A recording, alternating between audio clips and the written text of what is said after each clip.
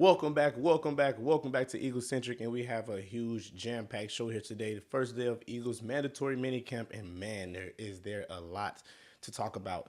Jalen Hurts, the defense, the offense, and the defense got the better of the offense in day one, but that is common. We know the defense always puts it together a little quicker than the offense does in camp, but we're going to get into all of that. The early days of camp are here. 2 days of mandatory minicamp, and it is very exciting. I have some questions for you guys also, and we have a lot to get into, so let me shut up and let's get to it. Eagle Centric.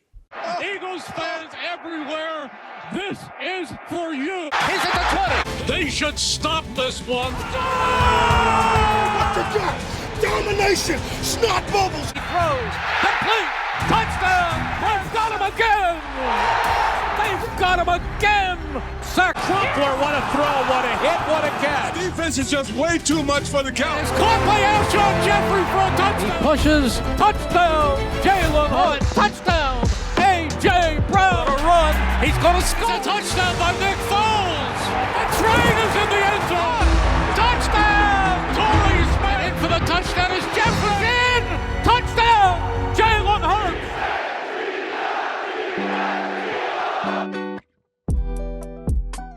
So the Birds had a really good day at minicamp today, and the defense won, like I said in the beginning. But let's get into some of the guys who weren't participating in minicamp today.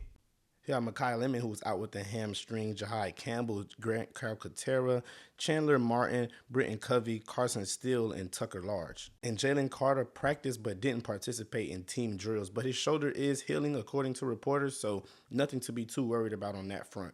Now the defense, like I said, won the first day of mandatory minicamp, and it was exciting to hear and see the guys flying around. And you know what you guys really need to be excited for is Jalen Hunt and what he had to say about the Eagles offense today, saying that they could be dangerous. I won't tell you anything about our offense, but what I will say is it's going to be dangerous. The people we have on that side of the ball is second to none in the league. They're second to none in the league. You have a powerful running back, a very capable quarterback who commands the team, commands the offense very well. We have a great receiving core just added with Lemon. So it's pieces, firepower everywhere. So for any team, for us, you don't know what's coming. You don't know who can strike. A lot of times in the NFL, you have a ranking list of who we need to stop.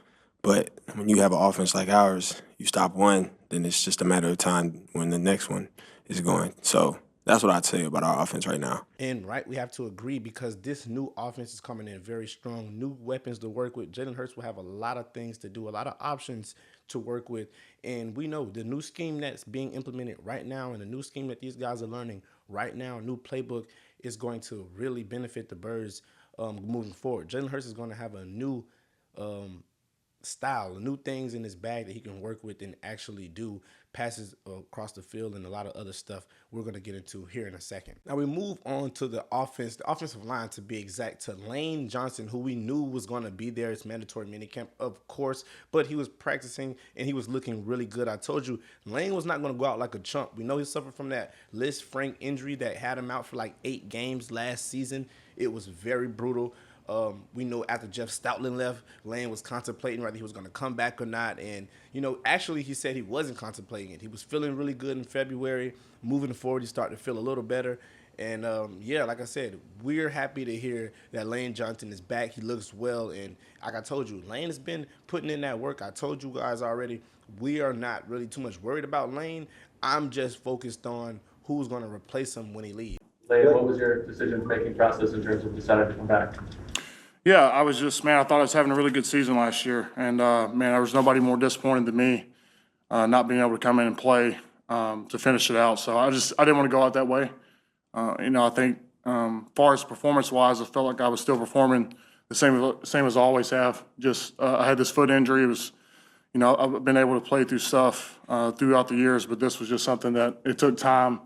And so, and that's something that I didn't have at that point in the season. So, it was probably around February, March where I started feeling 100%. But it took some time for it to heal up. But yeah, I didn't want to go out on that note. last year.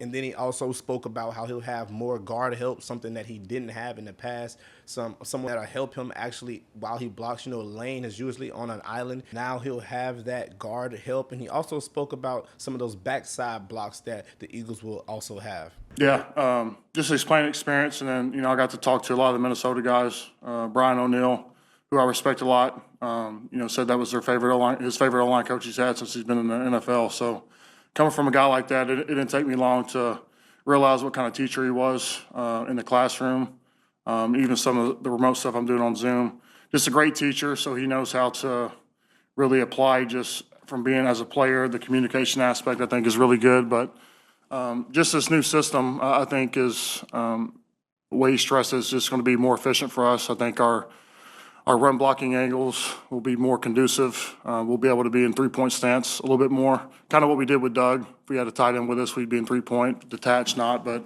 I think that helps us with some of our landmarks.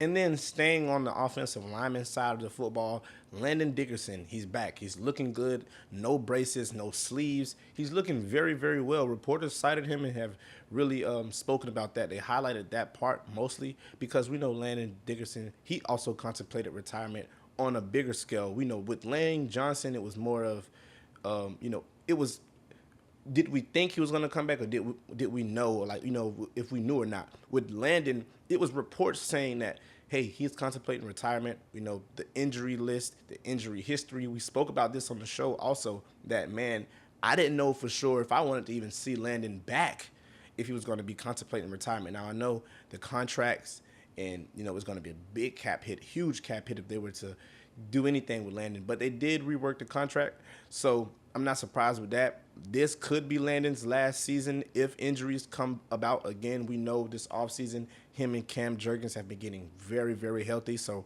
I'm not going to even wish that on him. Matter of fact, knock on wood, I'm not even going to wish that on him. Hope injuries don't even, come his way. And Cam Jurgens, we didn't hear a lot about. Matter of fact, we didn't hear anything about him. But we're just going to hope that these guys can stay healthy for at least 80%, 85%, 90% of the season and move forward with, these guys knowing that, they're not injury prone. Like I said, at this point in their career, they basically are Landon Dickerson, Cam Jurgens. But if you can just get a better hold on those injuries, throughout a season, how do you navigate going through a full season? Like I said, we know Lane is about to retire, but Landon Dickerson is a little younger, a little beat up though, a little older as far as football years. So we'll see where that goes. But like I said, Landon Dickerson was looking really good at Mandatory Minicamp. Now we do another flip back onto the defensive side of the ball where Riq Woolen is balling out. And listen, I think it's safe to say that he's acclimated with the defense.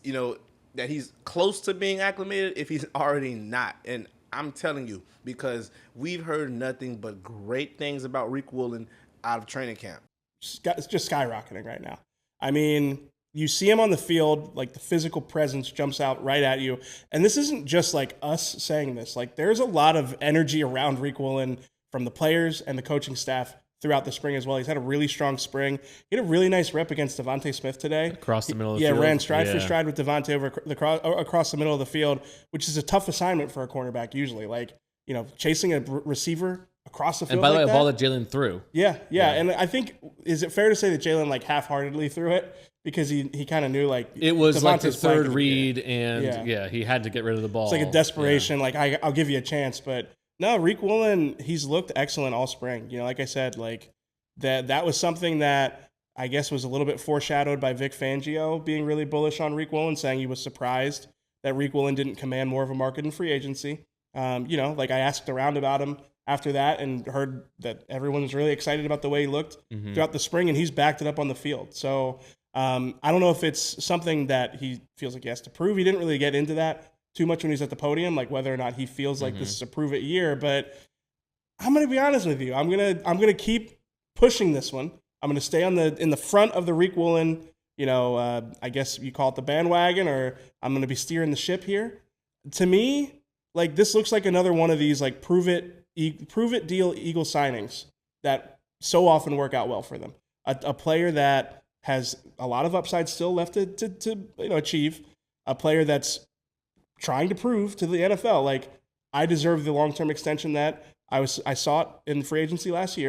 And man, Woolen has been in hunt mode, no fly zone over on Woolen's side of the football field because Jalen Hurts had a great go ball to Devontae Smith, threw it downfield, had him, and who disrupted that pass for an incompletion?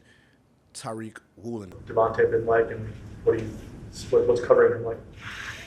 It's pretty cool, honestly, just because when you come from a team with great receivers, you go to another team with great receivers, and whenever you got great receivers, you're going to make great corners. So going against him, going against Wicks, the whole receiving crew has been pretty cool, honestly, just because I'm seeing new looks and I'm going against great receivers who are very respected in this league. Man, this guy is flying around. He also had him on another crosser route, and bro, he stopped that too. And that was a very desperate throw, according to reports. But like I said, Woolen is balling out, man. Like, this is probably the player that I'm most excited for heading into this season. My favorite defensive player is Jalen Hunt, and we're going to speak about him in a minute. But man, Riq Woolen has been getting acclimated, if he's already not, to this defense. And the battle between Smitty and Woolen is cranking up. I'm so ready to see him go against other good receivers in the league. You know, they say he's washed. A lot of those Seahawks fans were saying he's washed. That's why we only gave him 1 year, this and that. But I'm here to tell you, Riq Woolen has been making a lot of noise. And I think he's going to make a lot of noise this season for the Birds. Honestly, just I feel like we can be one of the best, secondary groups in the league, and we all are confident about that. And these guys have showed that with their work. I've showed it with the work I put in. So being able to join them, the sky is the limit, and I feel like we can be one of the best groups in the NFL. And do you guys remember that excitement and all of that hype that Zach Bond and Isaiah Rodgers brought? We knew Isaiah Rodgers had a little bit more hype because he wasn't able to play in that 2023 season. We felt like the defense would have took at least been a little better because we got Kevin Byard that year. And to have that with Isaiah Rodgers, but he wasn't able to play. To have Kevin Byard and Isaiah Rodgers on that 2023 defense, I feel like would have done us a little better. But he wasn't able to play because of suspensions with gambling and all of that type of stuff. So for a full season, he wasn't eligible to play. But now that when he was in 2024, he was amazing. Him and Zach Bond, they were both kind of like newly recruits, basically. Newly acquired players. I'm sorry. Zach Bond was newly acquired, of course, from the Saints, and we didn't know what he was going to bring. We didn't know his floor nor his ceiling, and we knew that Fangio wanted to do a couple of things different with him, but he turned out to be great.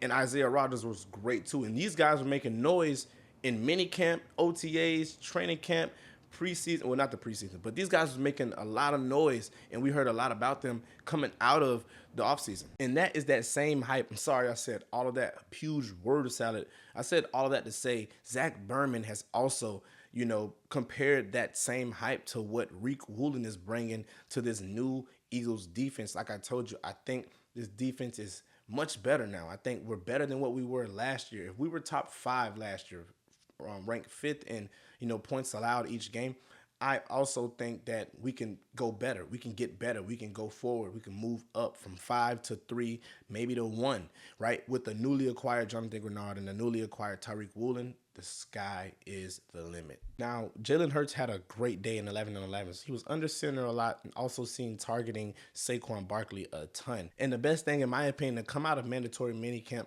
was Sean Mannion and Jalen Hurts. Watching these two guys communicate and talk about the scheme and go over plays, and just watching that dynamic and how it's like going to work and seep into the regular season. And Hurts has been working on the passes through the middle of the field, being under center at a higher rate, using play action and handoffs, and working on his timing. And as we said last episode, getting the ball to Saquon, getting him more involved in the pass game, which, like I said, will open the offense up more for Tank Bigsby and take pressure off of Hurts, especially in those long drives. In the long run, it'll benefit the Birds tremendously. So, to say the least, Hurts has been really locked in.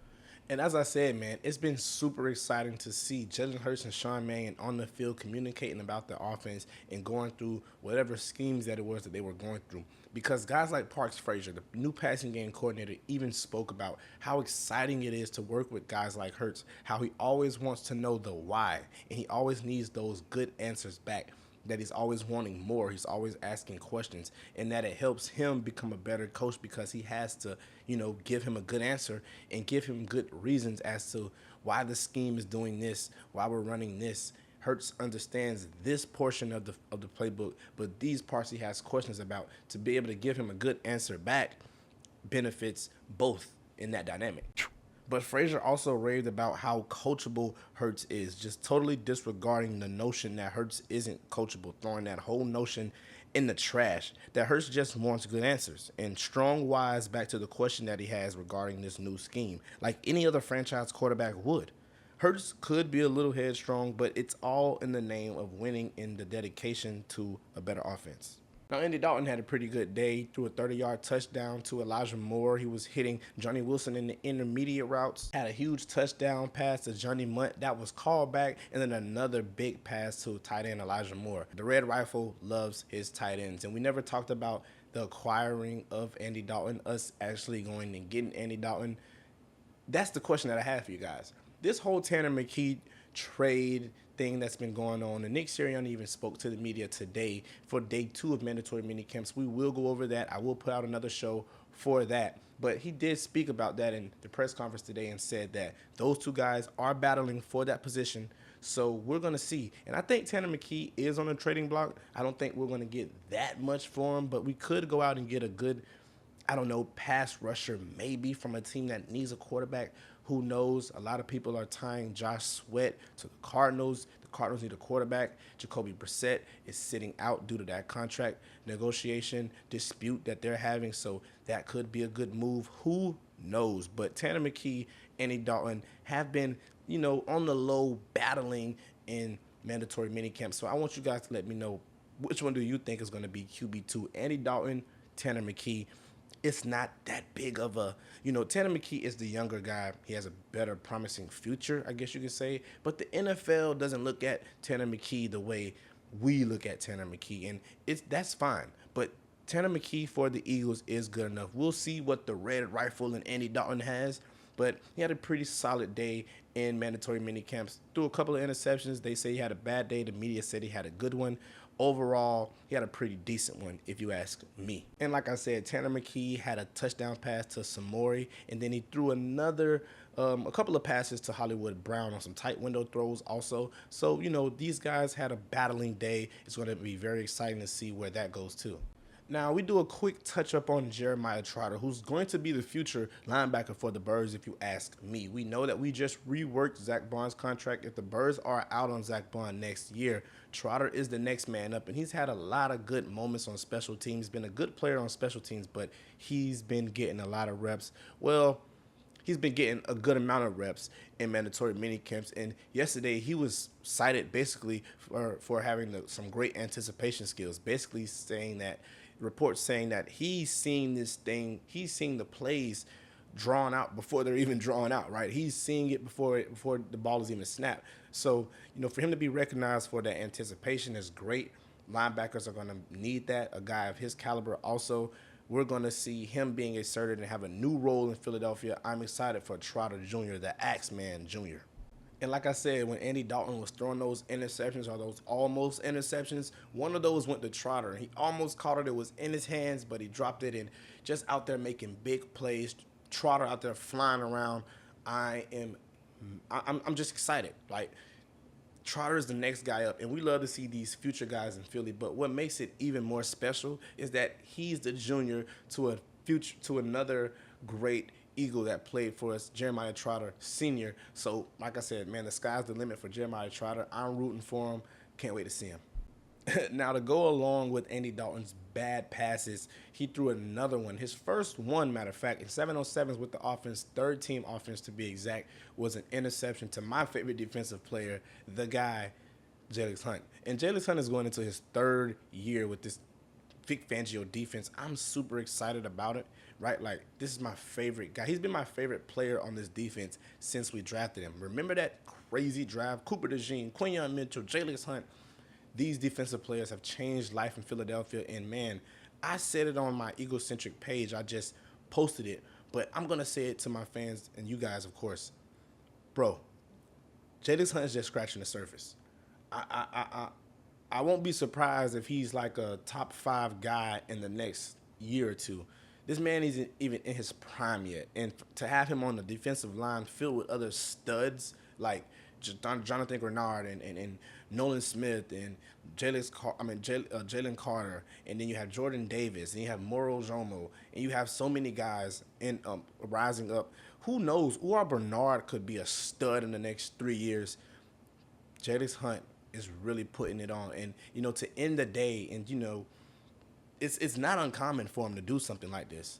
He got a sack to end the day. It was 2-minute drills to end mandatory mini camps, and what do you know? Jalix Hunt comes through, blows up a play, and what would have been a sack. So he's already flying around in mandatory mini camps. We're going to hear so much more about Jalix.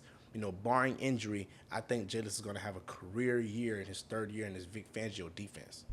And that really wraps it up for day 1 of mandatory minicamps. The defense won, as you can tell, but the guys were flying around. Super excited to hear about everyone, to be honest. And my favorite thing coming out of mandatory minicamps, obviously, is Rick Woolen, because he's the one that you're going to hear about the most. We're going to hear about a lot of other guys. Of course, we have a lot of studs on this team. So you guys let me know. What are you concerned about? What are you worried about? What are you looking forward to the most going into the 2025 season? What comes to your brain first when you think about the 2026 Eagles? Did I say 2025? I'm sorry. But what comes to your brain first when you think about this new Eagles regime? Are you worried?